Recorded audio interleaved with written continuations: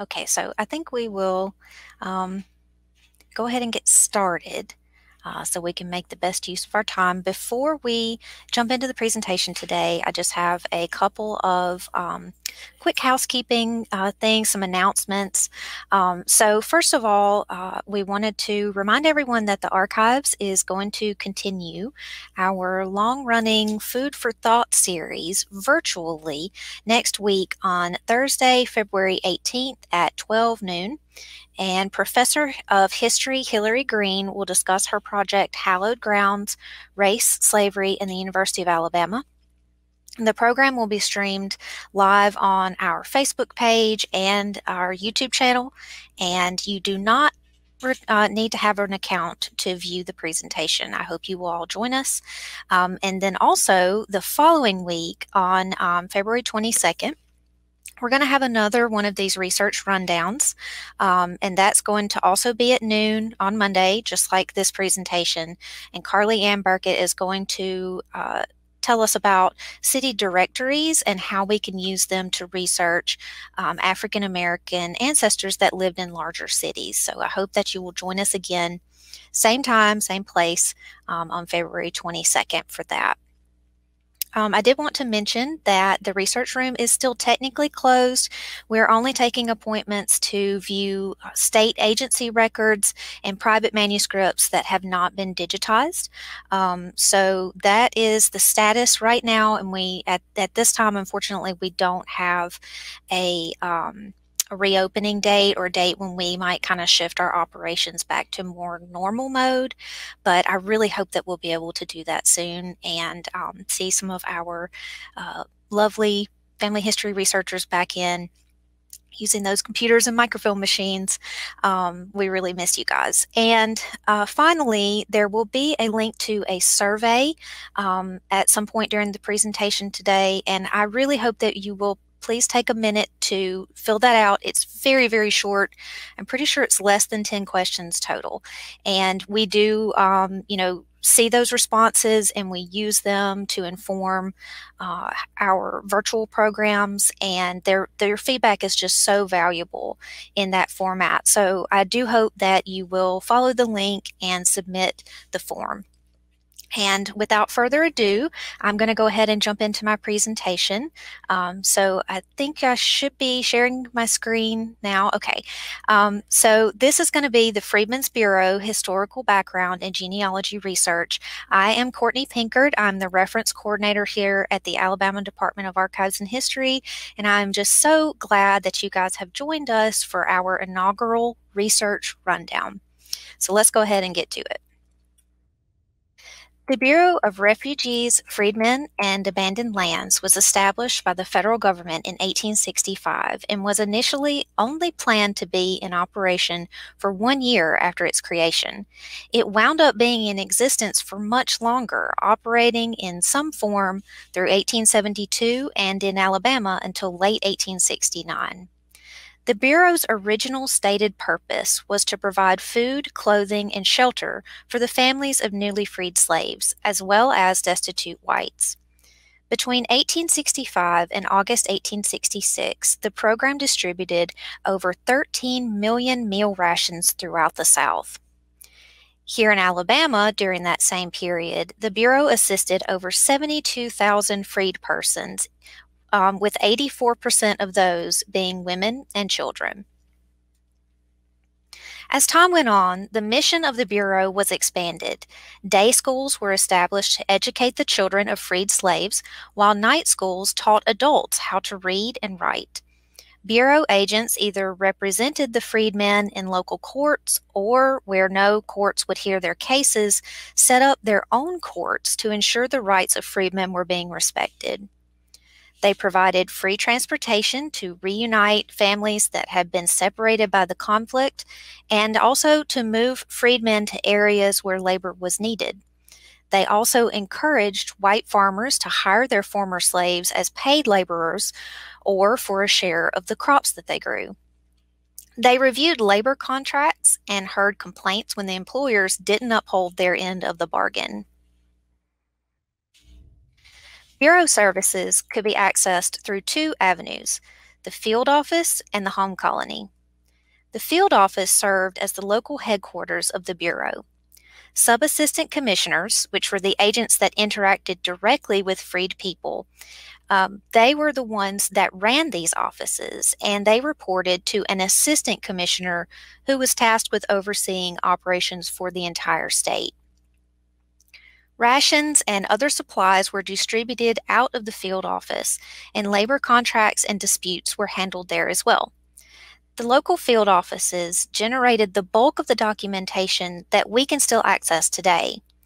The major field offices were scattered around Alabama, but they did cluster in and around the Black Belt region due to the high population of formerly enslaved persons that lived there. The second type of organization operated by the Freedmen's Bureau were the home colonies. Home colonies were established on large farms where there were high concentrations of African American families that needed assistance. The home colony provided temporary shelter for those who were rendered homeless by the conflict, and also helped connect freedmen and women with the employers who were seeking their labor. Finally, most home colonies had a hospital that operated nearby, which provided medical care for families who couldn't afford to pay for a doctor. The locations on this list with an H beside them indicate colonies that were operating in tandem with the Freedmen's Hospital. Now that we've taken a brief look at the purpose of the Freedmen's Bureau and its general structure, I wanted to very quickly discuss both the positive and negative outcomes of this grand experiment, which in many ways was the first of its kind for the U.S. government.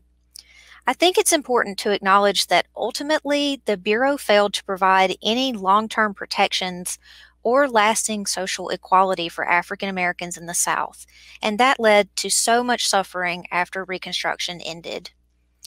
They also undercut the ability of freedmen to become landowners, returning confiscated lands to their original white owners and leaving African Americans stuck in a renting system that was extremely difficult to escape. However, the Freedmen's Bureau did achieve some positive outcomes. Its contributions to the education of freedmen and their children is perhaps its most enduring legacy. The Bureau provided funds for the construction of rural schools, and in some cases, it also paid the salaries of the teachers.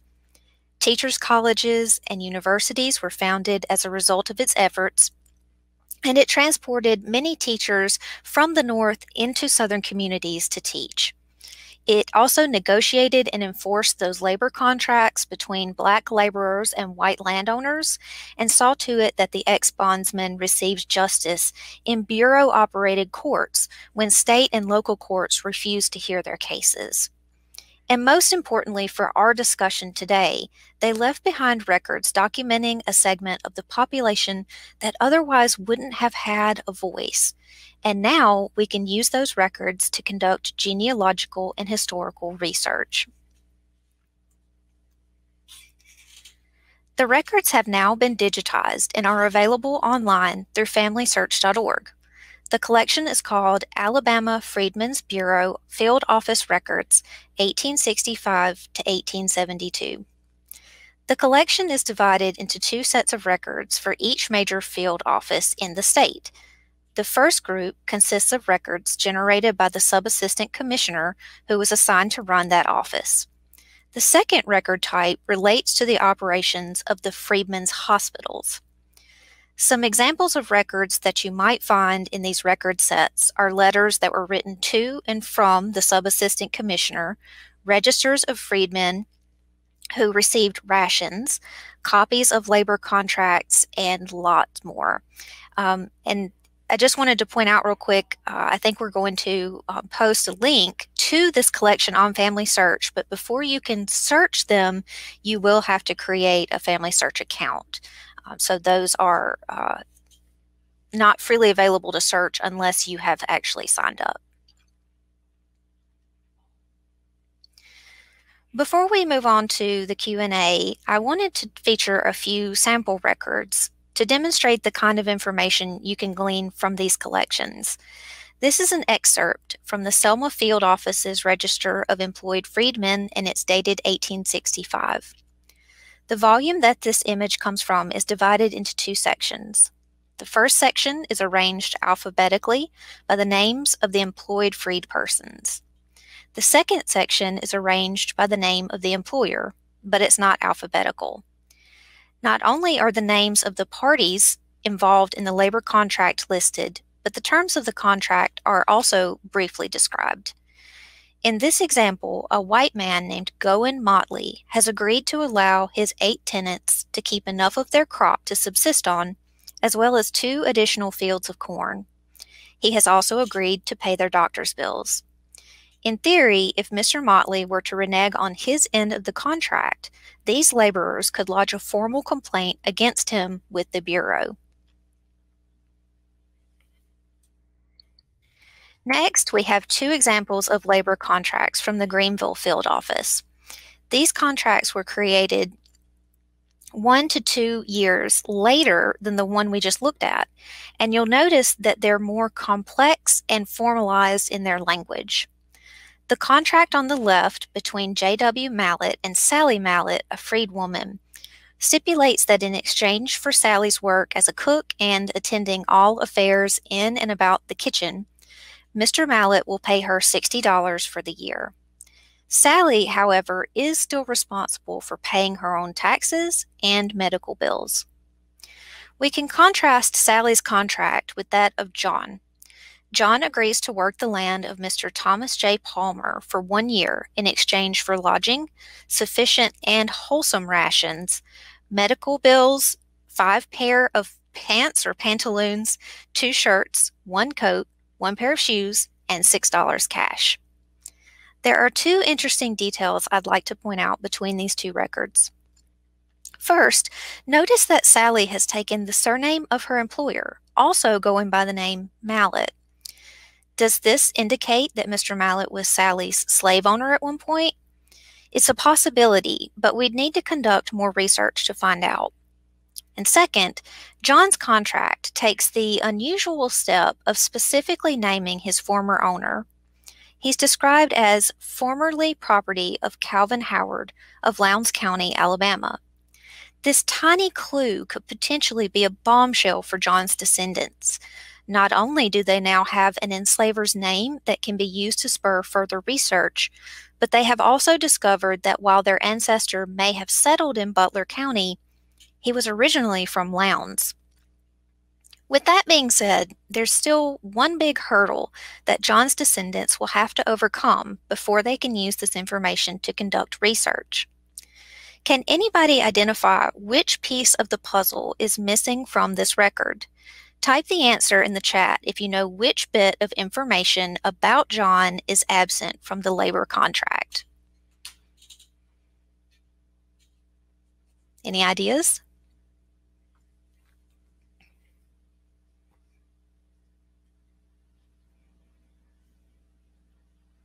Anybody?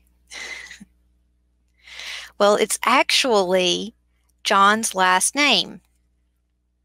From this record, we don't know what surname John took. He is only listed as John, a freed boy of color.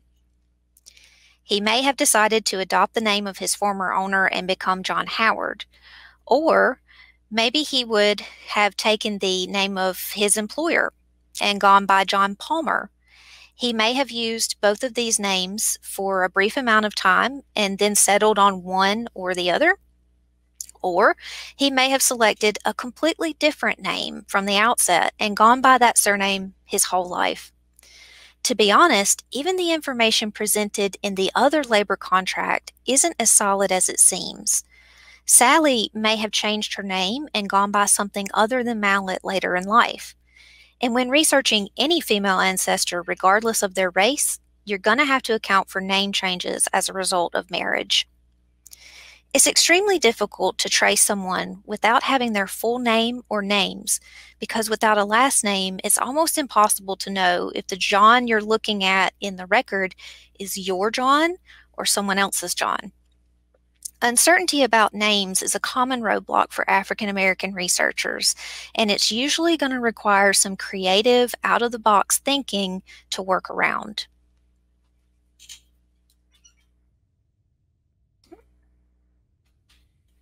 There we go. Lastly, we're going to take a look at how the Bureau's efforts in the state were hampered by so-called black codes that were passed by the Alabama legislature during Reconstruction. Besides banning freedmen from testifying in court or serving on juries, it also made it much easier for them to be arrested and pressed into a forced labor system that was not unlike slavery. Authorities achieved this by demanding that freedmen supply labor contracts or written passes on demand, and if they couldn't produce one, they'd be arrested as a vagrant. This is an example of a complaint that was lodged by Freedman Floyd Fuller. He was arrested as a vagrant, although he was legally employed by a man named Mr. Wright. The police officer demanded that Mr. Fuller produce a written pass from his employer that gave him permission to travel to Selma. Fuller didn't have a pass and let the officers know that his employer was away from his farm checking on his sick wife. He was even able to provide the name of the physician that was treating his employer's wife. Nonetheless, Fuller was arrested for vagrancy and had to contact the Bureau for help in regaining his freedom.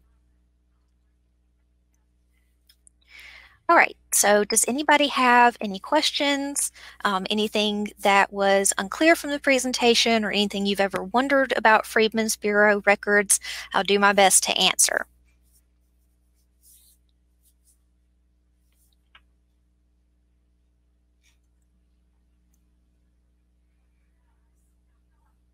Oh, and while we're waiting, I am going to go ahead and the references slide up there.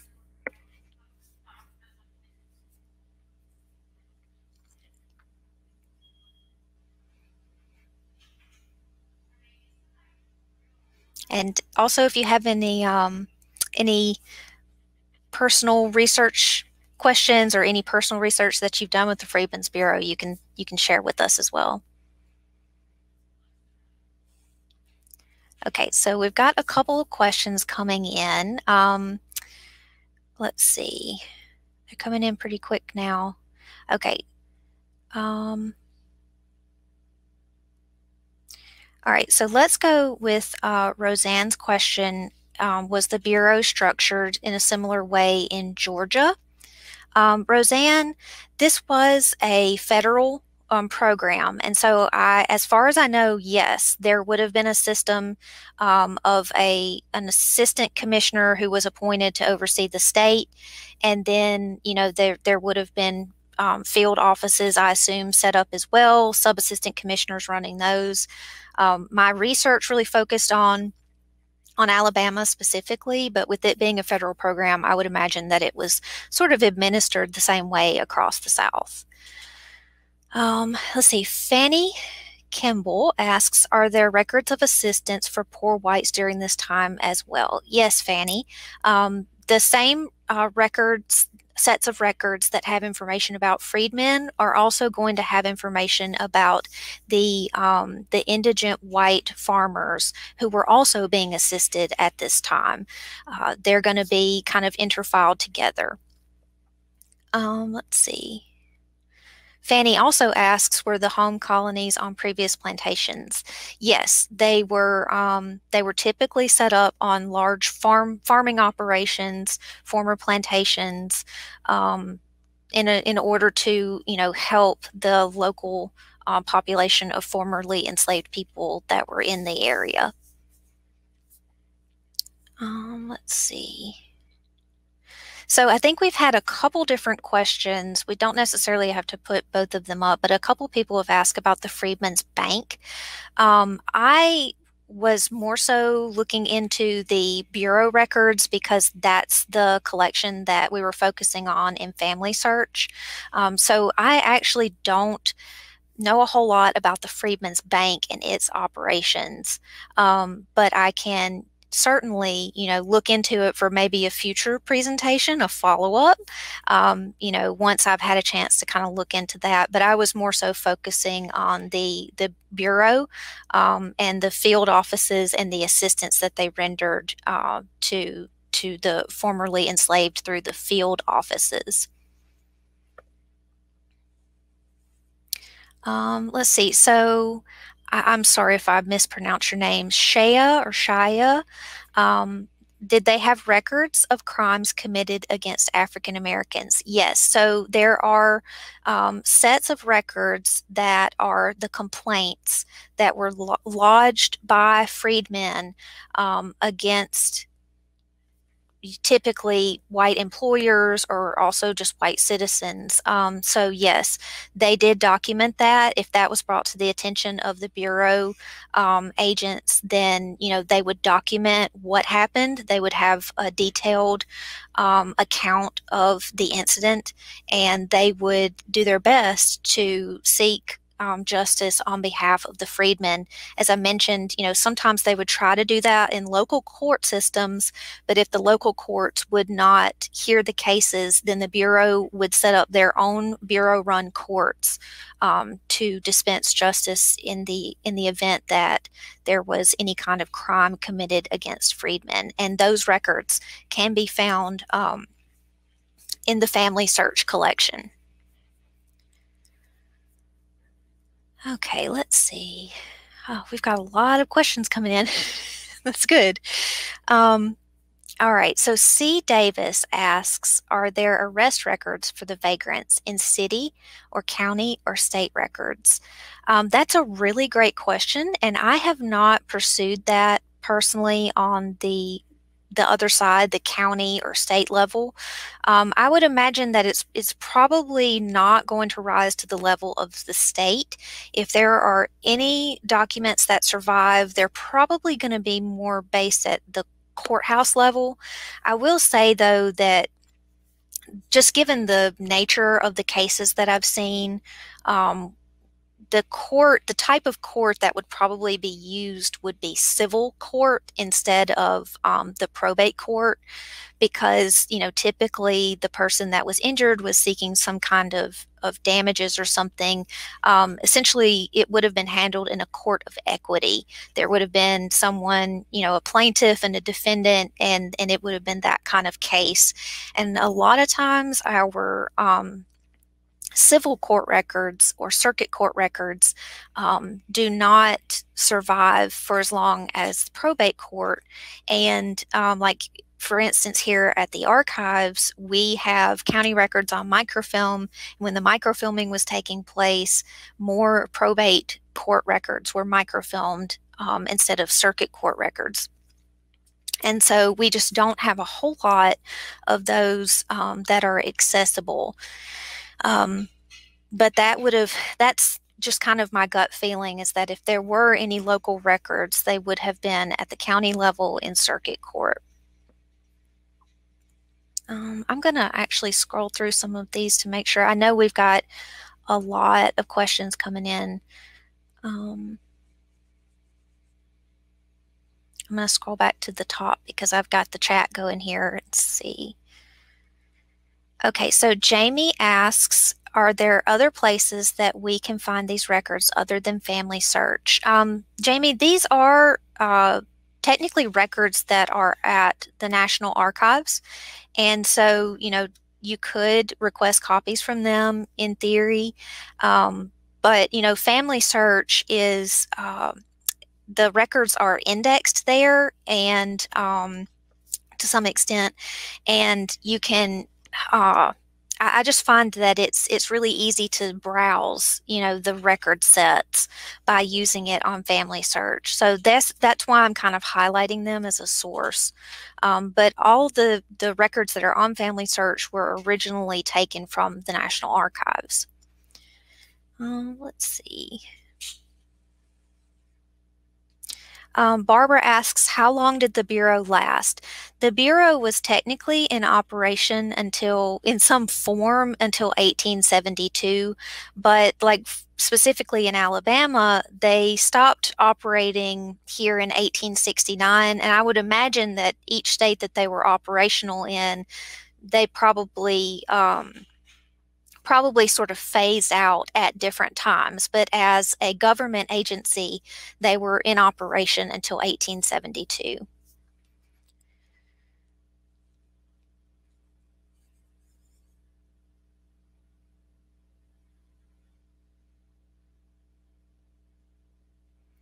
Okay, so Melody asks, how can I find specific labor contracts and would they be under the employer's name?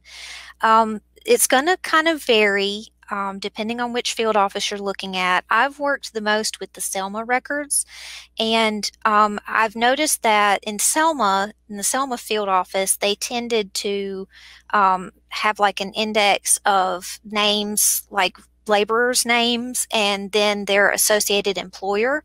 But the second set of records that were, listed by employer tended to have more information about the contract. But you can contrast that with the Greenville records that we saw a couple of images from.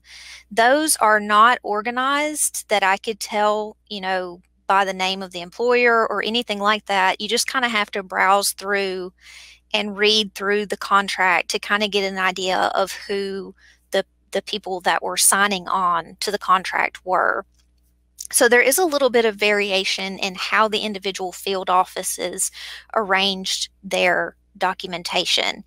So my suggestion would just be to get into the records, and it's time consuming to browse, but I really think that's going to be your best way to find information, is just by getting into the individual field office record sets, familiarizing yourself with how they organize them, and then browsing through and looking for names that jump out to you. The first example record of Goen Motley is actually my fifth great grandfather, and a little bit further down the page on that labor contract, his son-in-law Louis Tyus was also signing on with a couple of freed people, and he's my fourth great grandfather. So you just have to sort of look through and have an idea of some of the surnames that may have been, related to your family in that geographic area, and just keep an eye out for those names to kind of pop out at you. Okay, let's see. I've answered that one.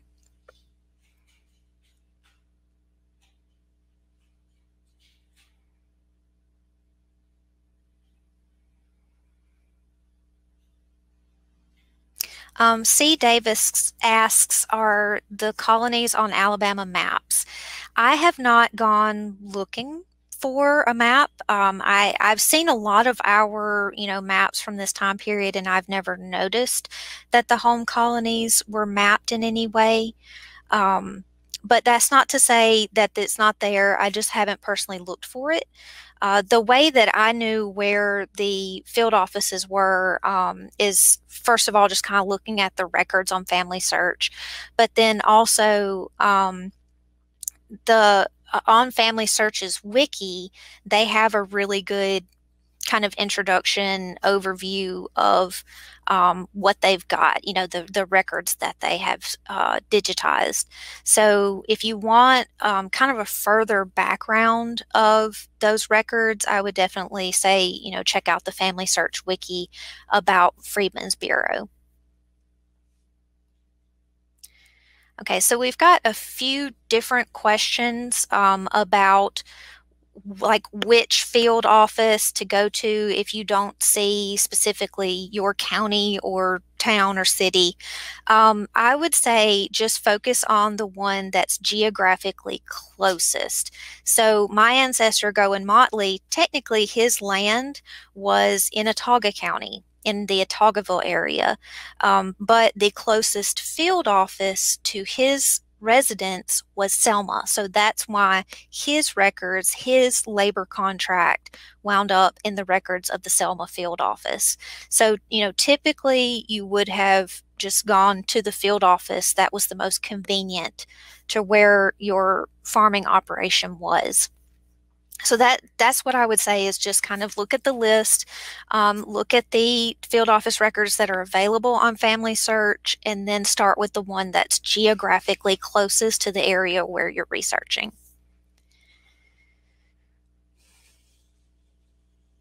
Okay, so Audrey asked, I'm sorry, Audrey, I lost your question. Okay, where do I find the field office records on Family Search?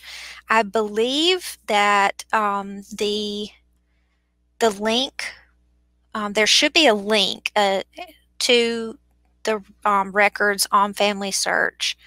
Let's see. Yeah, I think it was linked on the Facebook side, so I'm not sure if YouTube viewers can see it. It was also linked on YouTube as well. But maybe we can send that link again to the chat. It's actually, I put the URL in the link to take you straight to Family Search, just so you can see these records. Yeah, we just put them there. So that's where you can access them. But again, before you can search the records, you will need to sign up with the Family Search account. It's free. All you have to do is give a email and password, and you'll have an account, and you'll be able to search not only Freedmen's Bureau records, but all the other great records that they have on Family Search.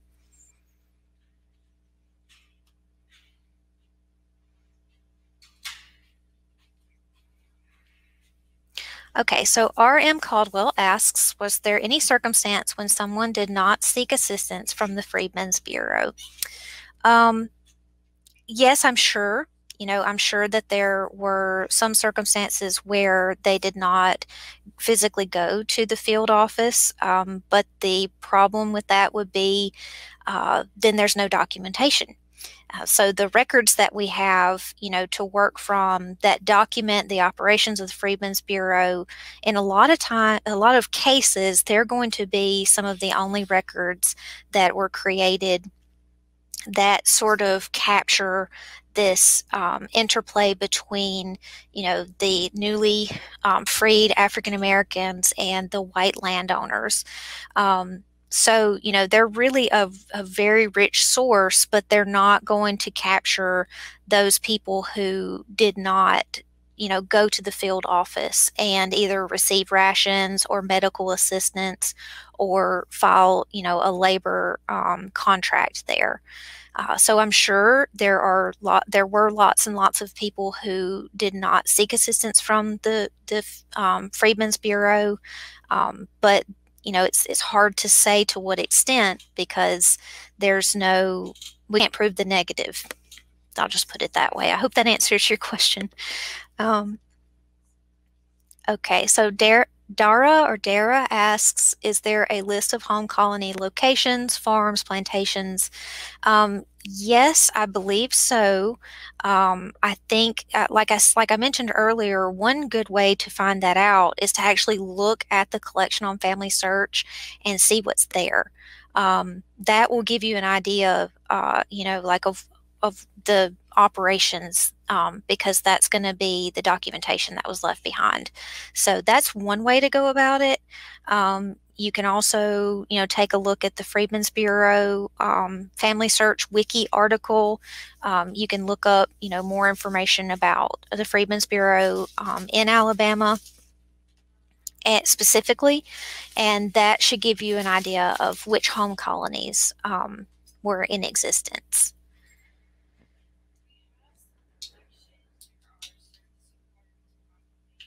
Okay, C. Davis asks, did colonies turn into settlements or villages or towns? I would assume that, some of them could have. They were typically described based on like the city or town that they were closest to when they were established. But if there was a group of people that stayed in that community and sort of in that kind of geographic area, then it's very possible that that could have eventually become a community. If it was not incorporated, a community or a town, a small town. That's entirely possible.